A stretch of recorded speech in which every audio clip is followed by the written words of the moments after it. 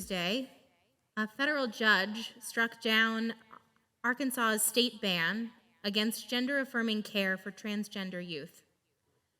In his ruling, the judge explained that the ban violated the Constitution and added that rather than protecting children or safeguarding medical ethics, the evidence showed that the prohibited medical care improves the mental health and well-being of patients, and that by prohibiting it, the state undermined the interests it claimed to be advancing.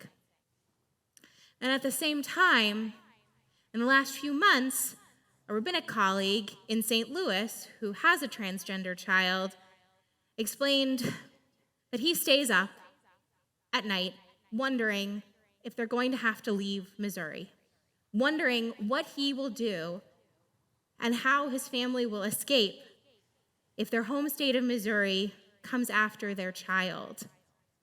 What are they going to do to protect their family? I think we're standing at a precipice now.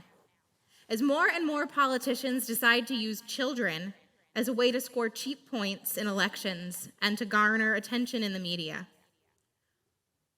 When we know how vulnerable our children feel just by the regular stressors of the world, I question the legitimacy of any official's claims that they're trying to protect children by going after the kind of care that has been proven to save children's lives and not harm them. In this week's Torah portion, Korach, we read about a plague that threatens the lives of the people in the Israelite camp. God has grown frustrated with the people as they constantly question Moses and Aaron's leadership. And the community even begins to gather against the brothers. And then God responds by telling Moses and Aaron, "Remove yourself from this community that I may annihilate them." At first, Moses and Aaron are safe inside the tent of meeting. But then Moses instructs his brother to take a fire pan from the altar and make expiation for the people. Going one step further, Aaron takes that fire pan and runs into the people. He's the high priest. He has this power. He runs into the midst of the community where the plague has begun. Rather than separating himself from the community as previously instructed, the Torah tells us that Aaron stood between the dead and the living until the plague was checked. It's a powerful image. In a moment of terror, Aaron runs to those who need him most. Our tradition considers this moment of leadership from Aaron as he seemingly defies God's initial instructions, imagining him in a multitude of scenarios in order to protect the most vulnerable. One oft-quoted Midrash story from one of our earliest translations of the Torah describes Aaron as actually fighting with the angel of death in order to protect the people, and even counting the number of dead and living to make sure that the angel doesn't take anyone extra.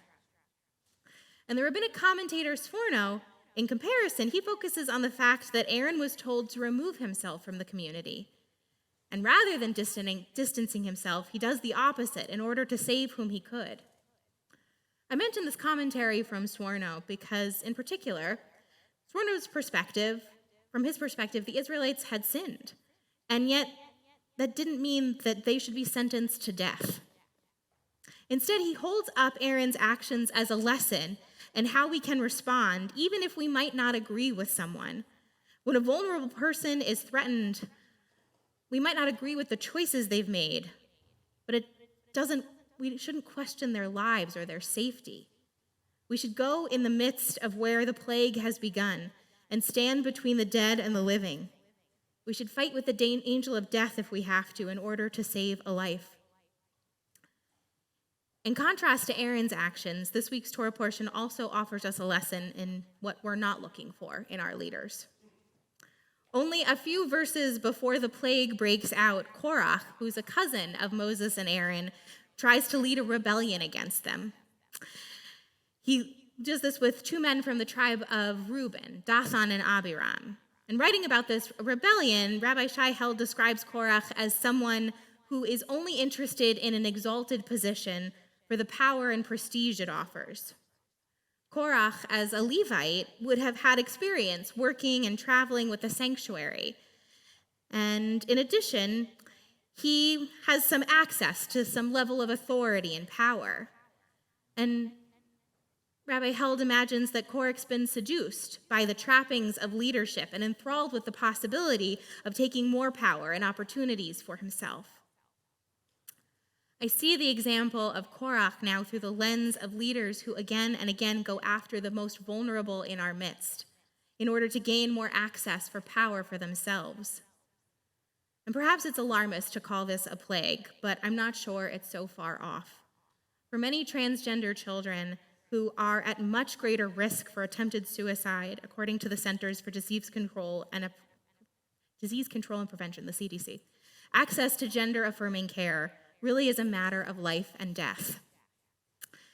As legislators write laws to penalize doctors for trying to save the patients who are in front of them, as politicians try to get neighbors to report on parents who are searching for sometimes life-saving care for their children, as state officials with some authority try to make us afraid of vulnerable children who are in agony over their identity and know in their absolute heart of hearts that their biology doesn't line up with who they are. How else are we meant to see these actions except as a way to grab at more power at the expense of those who need their protection? Our Jewish tradition holds that the obligation to save a life, we call it pikuach nefesh, is so very important that it can supersede other sacrosanct values, like observing Shabbat or keeping kosher, because each person is made in the divine image. Because each person has a spark of God inside themselves, their lives are holy and sacred.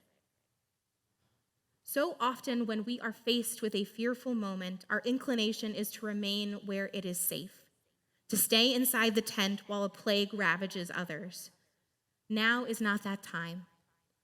We need leaders who will go out into the midst of their people and not use them for their own gain. In Pirkei Avot, our rabbinic ancestors urge us to be like the disciples of Aaron, loving peace, pursuing peace, loving all creatures, and bringing them closer to Torah. May it be so.